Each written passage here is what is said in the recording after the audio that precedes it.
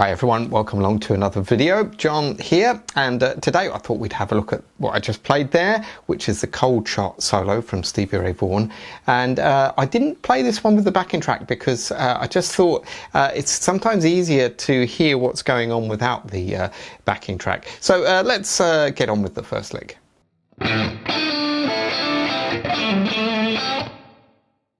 So this first bit here, what we're doing is we're reaching over with our thumb, so this might feel a bit uncomfortable. And then what we're doing is we're making a little bar with your first finger, and you're going to play your third finger on the 7th fret of the G, and you're going to slide up to 8 on the G and back to 5 whilst keeping that where it is. So now, after you slid off, you pull off from 7 to 5. And then you hit that with an upstroke, that little bar chord you're playing.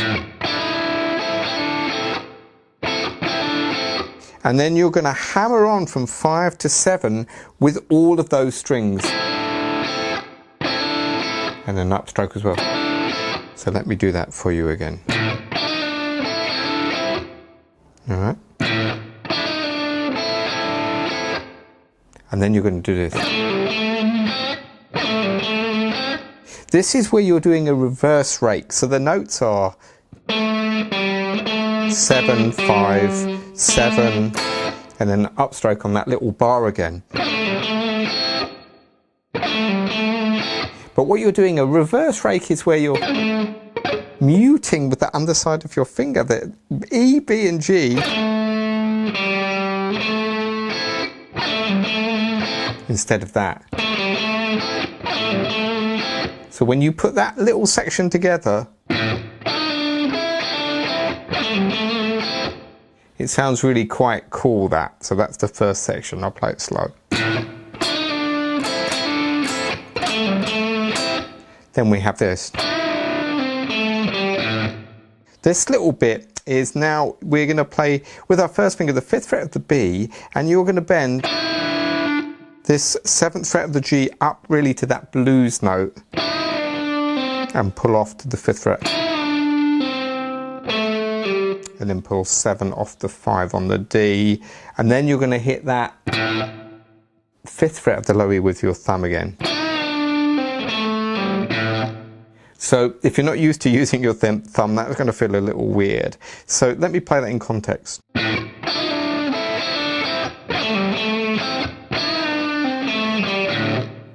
Alright, that's the first bit. I'll do that one more time.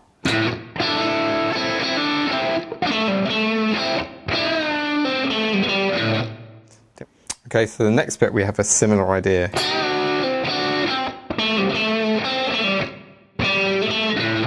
Alright, so this is where you're double stopping 7 on the G, 7 on the B, bend up a half step, and then come back to 5 on the G, 5 on the B.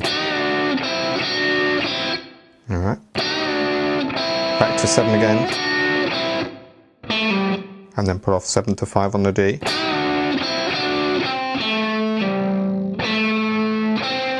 Seven on the D to 5 on the G.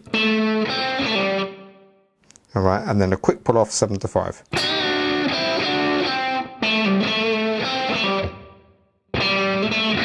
And at the end, 5 to 7 on the D, and then that thumb again.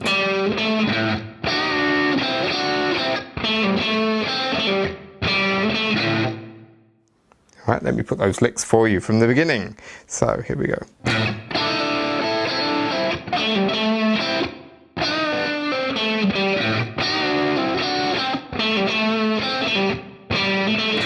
Last one. So this bit, very similar, but the phrasing is different. So same note, 7 on G, 7 on B.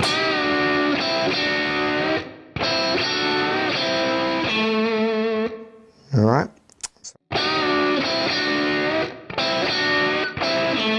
And at the end,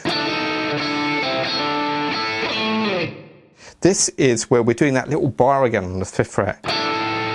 Sliding from 7 to 8. This is really uncomfortable.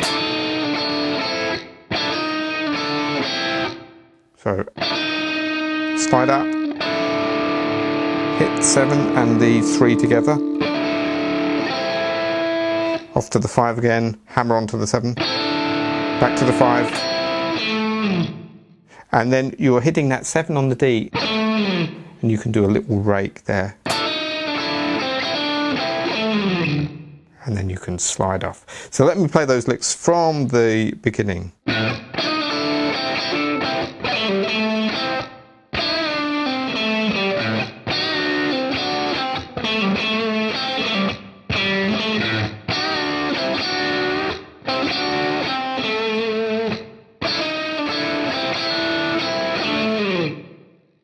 All right, so that's the first part. Let's have a look at how the next bit goes.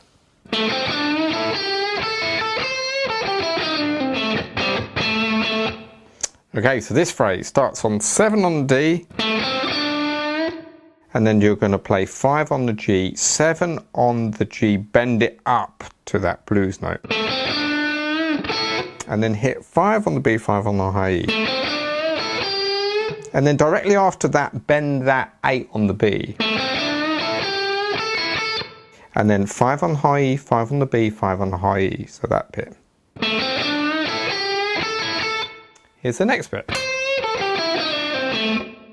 So this bit you're bending that 8 on the high E, a half step, 5 on the high E, alright, and then pull off 8 on the B to 5 on the B. So the next bit is where you're sliding back from that blues note 8, slide back to 7, pull off the 5 on the G, and 7 here on the D.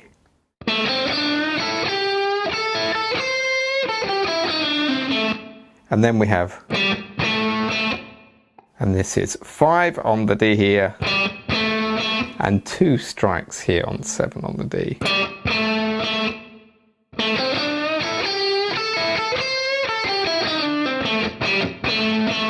Next phrase we have is this.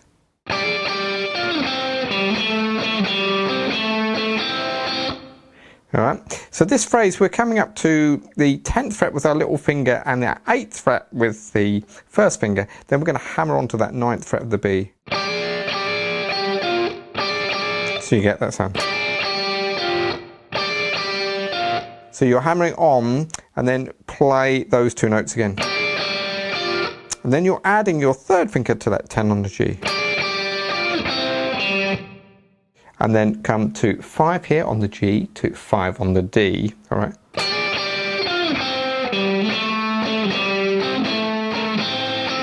And then we're going to do this move.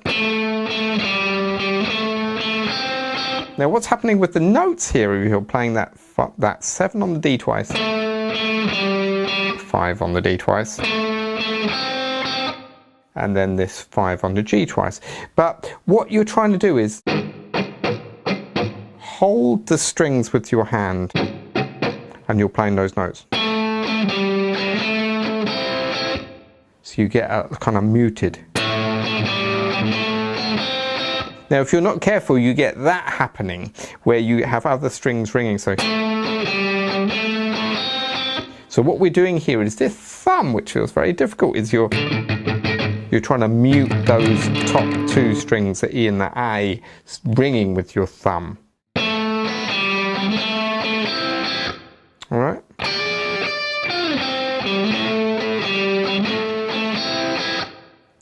So that's that phrase. Now we're going to play this one. Okay, now this is a standard blues phrase, but it's a bit tricky at the end. So we're bending that 7 on the G, 5 on the B, 5 on the E. And you're best to do that with 1 downstroke with the pick. Then put off 8 to 5 on the B. Then bend up 7 on the G, kill it when it gets to the top. Pick it again, let it down. Pull off the 5. And then 7 on the D, so.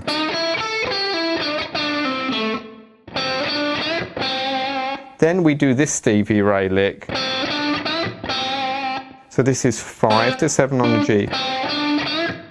And then bend it up to this note, which is the E note on the 9th fret. And then come back to 5. All right, so. And then the last note is 7 on the D, so. Then we're going to finish with this. By the way, he doesn't do that in the solo, I'm just ending with that. So this is this Jimi Hendrix chord, so it's 7 on the A, 6 on the D, 7 on the G, and then this little finger is barring over the 8th fret of the B and a high E, and you get this. You can leave that open E ringing as well. But the rhythm for this is, so the first thing is I'm doing a mute. And then on the upstroke I let the chord ring. And I do that again. All right.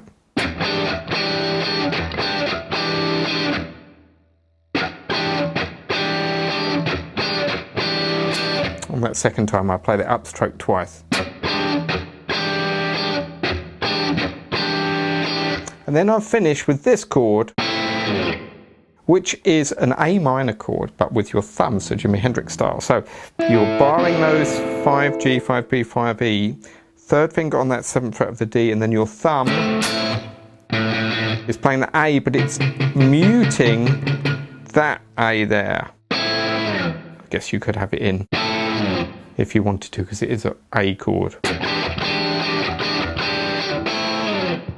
All right, there we are. That is the whole solo. So let me play it through for you slowly, just so you can see how all the parts fit together. All right.